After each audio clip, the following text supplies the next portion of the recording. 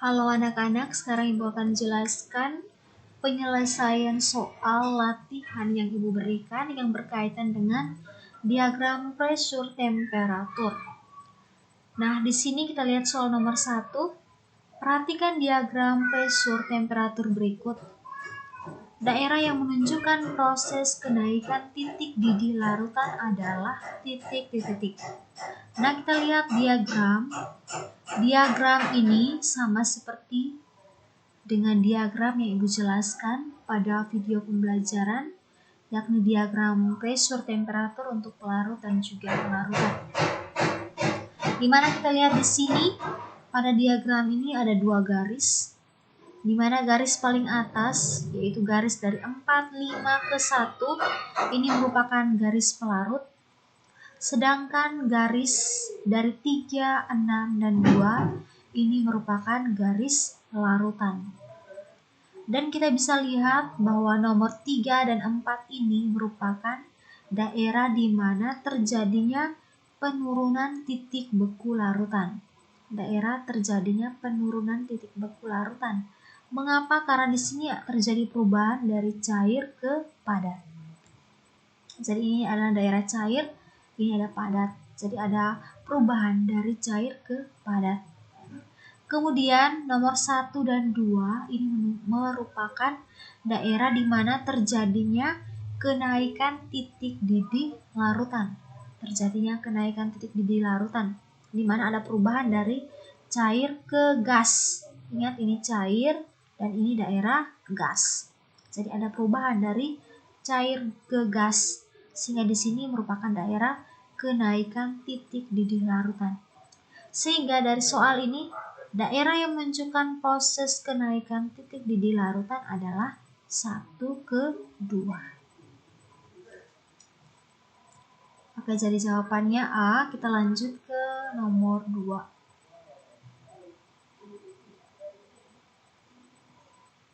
Oke, nomor 2. Perhatikan diagram pressure temperatur berikut. Daerah yang menunjukkan proses penurunan tekanan uap adalah titik. Nah, kita bisa lihat di diagram ini. Diagram nomor 2 ini sama seperti diagram nomor 1. Hanya di sini diminta daerah yang menunjukkan proses penurunan tekanan uap adalah titik-titik.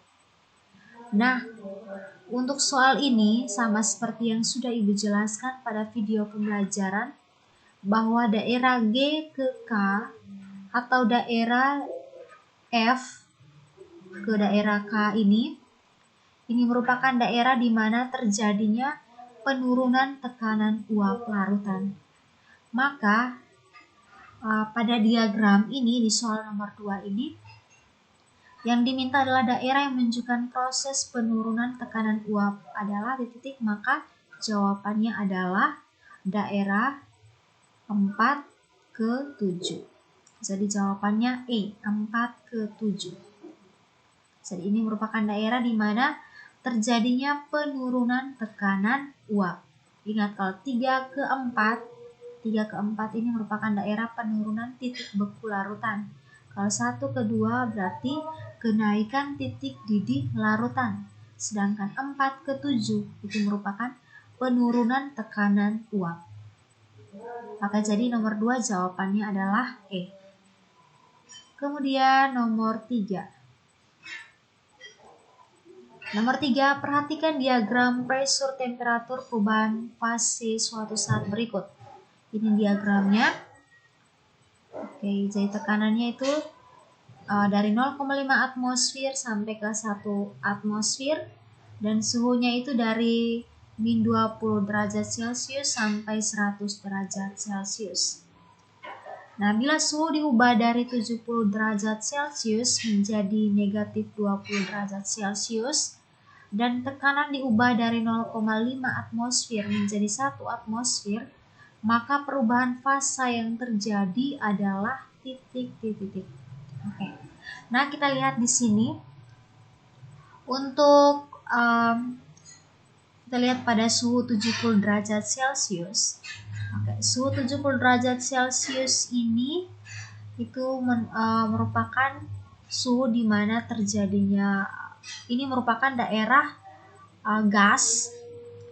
Ini fasenya fase gas, jadi pada suhu 70 derajat Celcius larutan atau saat tersebut pada fase gas. Jadi kalau 70 derajat Celcius itu fasenya gas.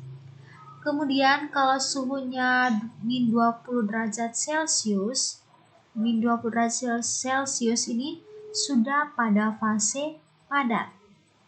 Fase padat. Sehingga perubahan fase yang terjadi kalau pada suhu 70 derajat Celcius menjadi negatif 20 derajat Celcius, yaitu perubahannya itu adalah dari gas ke padat.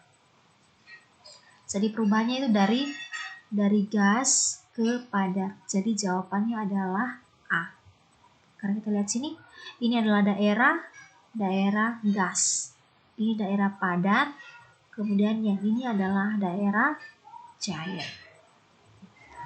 Oke, kita lanjut ke nomor 4.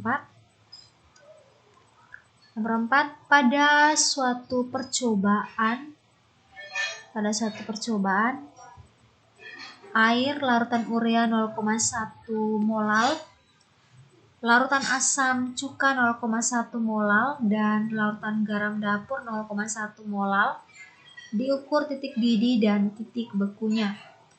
Dari data hasil percobaan tersebut diperoleh diagram pressure temperatur sebagai berikut. Oke, jadi ini adalah diagramnya. Oke, soalnya kenaikan titik didih dari larutan garam dapur 0,1 molal pada diagram di atas ditunjukkan oleh kurva titik. Oke, nah kita lihat di sini.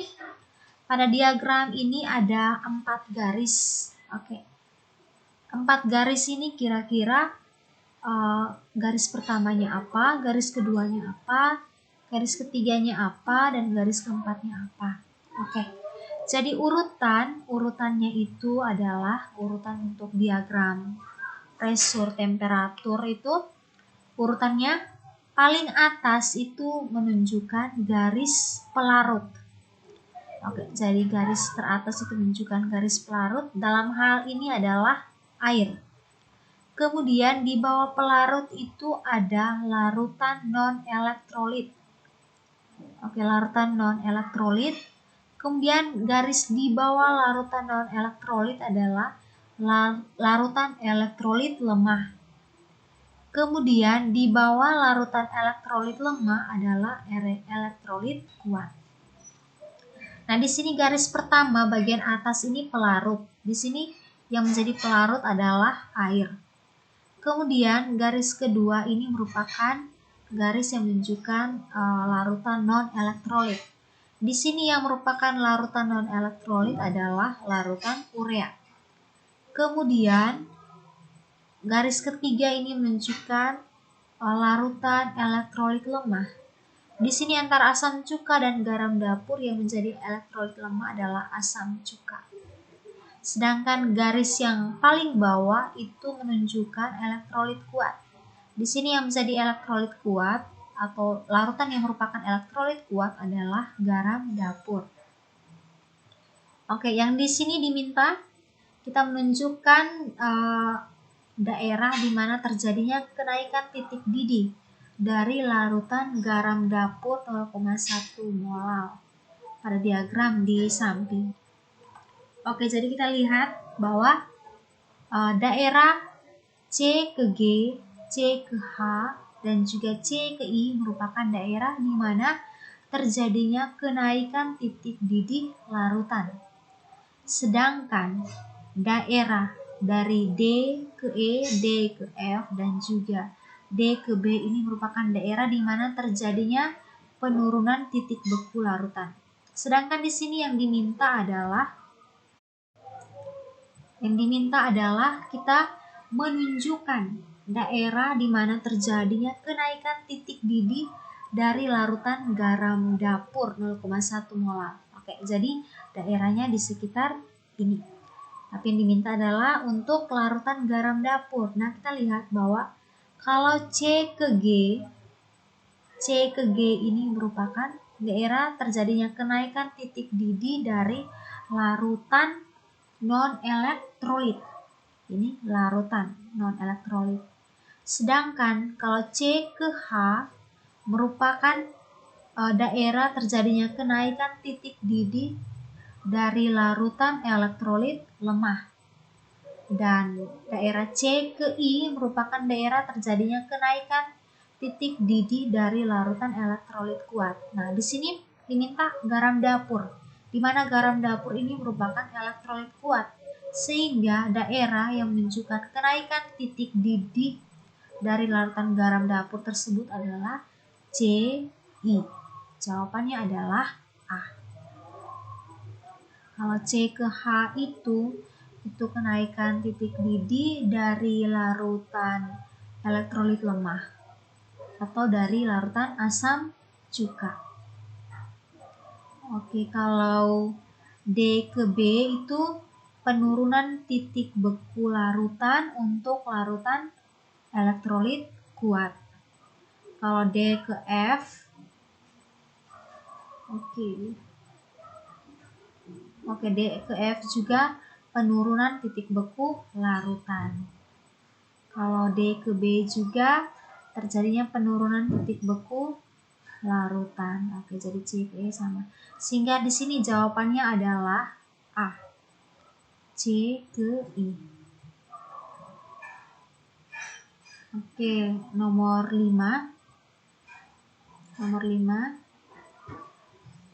Ini diagram. Perhatikan diagram pressure temperatur berikut. Pernyataan yang sesuai dengan data pada grafik adalah titik. Kita lihat. Titik A merupakan titik didih air. Titik A merupakan titik didih air.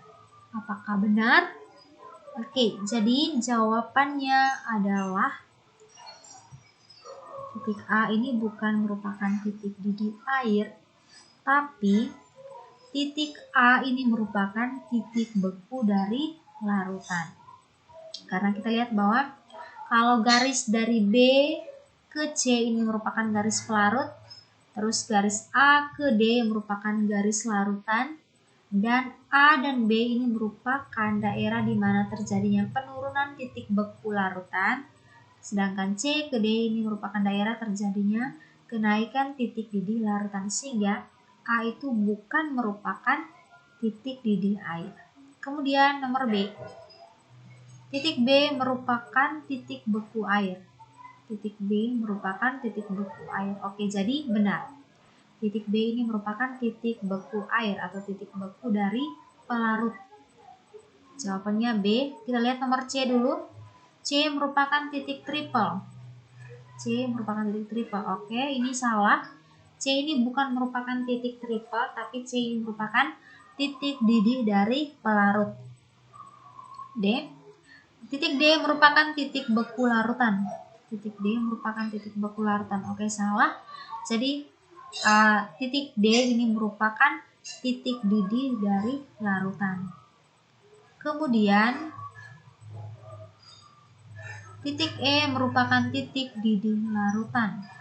Di sini tidak ada titik E, dan kalau merupakan titik didih larutan itu harusnya titik D. Oke, jadi jawabannya adalah B. Titik B merupakan titik beku air.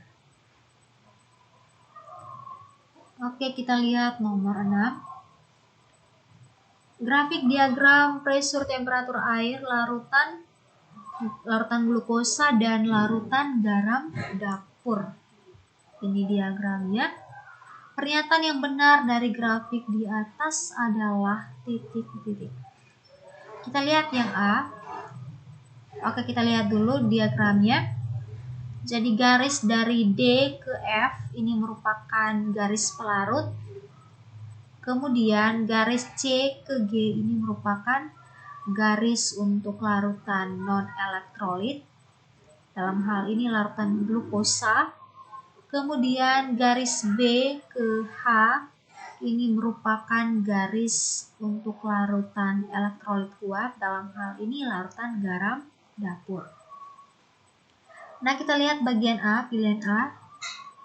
Glukosa titik didih G. Oke, benar, titik didihnya di G. Delta TB. Delta TB-nya 25. Delta TB-nya 25. Coba kita lihat perubahan titik didih atau kenaikan titik didih larutan apakah 25? Kita lihat bahwa di sini 112 ke 100, berarti selisihnya harusnya adalah 12. Oke, kemudian lihat garam dapur. Garam dapur titik didihnya H, oke. Kemudian delta TB 12. Kalau kita mau menghitung kenaikan titik didih untuk garam dapur, maka selisih daerahnya itu dari F ke H. Maka 125 kurang 100 harusnya 25. Maka jawaban A itu salah. Kemudian nomor B, titik didih untuk glukosa itu di G. Oke, benar. Delta TB-nya atau kenaikan titik didihnya, kita lihat F ke G, daerah F ke G, maka 112 kurang 100, oke, 12. Benar. Kemudian untuk garam dapur, titik didihnya pada titik H, oke, benar. Kemudian delta TB atau kenaikan titik didihnya dari F ke H, maka perubahannya atau kenaikannya itu sebesar 125 kurang 100, maka diperoleh 25. Oke, maka nomor B, bagian B itu jawabannya benar. Sangat benar. Jadi cara menghitungnya seperti itu. Menghitung perubahan atau menghitung kenaikan titik didihnya, kita lihat dari sini ada perubahan. Misalkan tadi untuk B ini titik didih untuk glukosa kan di G. Kita lihat bahwa perubahan atau kenaikan titik didihnya itu dari F ke G. Maka delta TB-nya itu adalah 112 kurang 100 sehingga hasilnya 12. Oke, benar. Kemudian titik didih untuk garam dapur itu di H dan perubahan atau kenaikan titik didihnya itu dari F ke H. Maka delta TB-nya itu adalah 125 kurang 100 diperoleh 25. Oke, maka nomor 6 ini jawabannya adalah B. Oke, sekian penjelasan dari Ibu berkaitan dengan soal latihan yang Ibu berikan. Ibu harap kalian bisa mengerti. Jika masih kurang paham dan mau bertanya, silakan.